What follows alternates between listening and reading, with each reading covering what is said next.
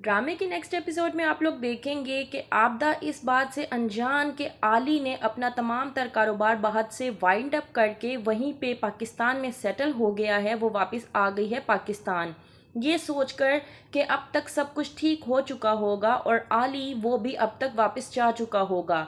लेकिन उसकी ये सोच गलत साबित होती है जब आती है और चौकीदार से पूछती है कि मेरे जाने के बाद घर में कोई आया तो नहीं था।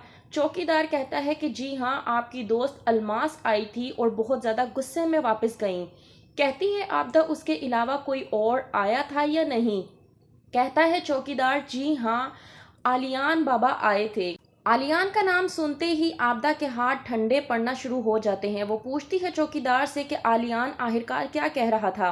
कहता है चौकीदार कि आलियान बाबा बहुत ज़्यादा गुस्से में थे और वो आपके बारे में पूछ रहे थे, तो मैंने उनसे बताया कि आप और साद बाबा यहाँ से चले गए हैं। जब पता चलता है आली को कि आबदा वापस आ चुकी है तो गुस्से से बेकाबू होकर वो पहुंच जाता है उनके घर और वो भी पिस्टल लेकर जाकर आबदा से कहता है कि मैं आज तुम्हें छोड़ूंगा नहीं। आली को देखकर आबदा बिल्कुल बेसुध हो जाती है और कहती है कि मेरा कोई कसूर नहीं है, मैंने तो निशा को हमेशा से अपनी बेटियों की तरह ही रखा था। आबदा की ये बात सुनकर आली को बेहद गुस्सा आ जाता है और कहता है कि अगर मेरी बहन को बेटियों की तरह ही रखा था तो वो आज जिंदा क्यों नहीं है, आखिरकार मेरी ही बहन को क्यों अपने बेटे के पल्ले बांधा।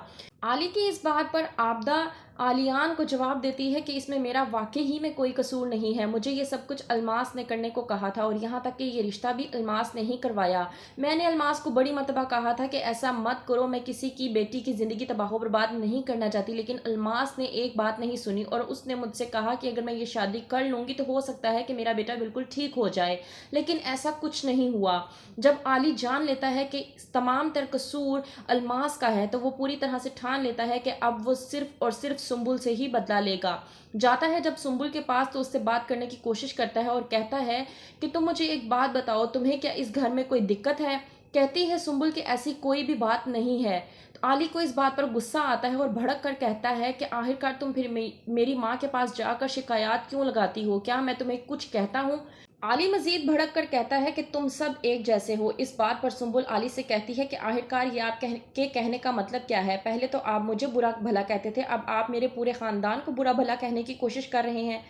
इस बात पर आली सुंबुल को जवाब देता है और कहता है कि जाहिर सी बात है, अपनी माँ के घर से आई हो तो बहादुर तो बनकर आई होगी, तभी तो मुझे वो दो टोक जवाब दे रही हो। बेहतर यह है कि मेरे साथ जुबान दराजी करने की कोशिश ना करो और आइंदा कोई भी बात मेरी माँ के साथ करने की ज़रूरत नहीं है, इसमें ही तुम्हारी भलाई होगी।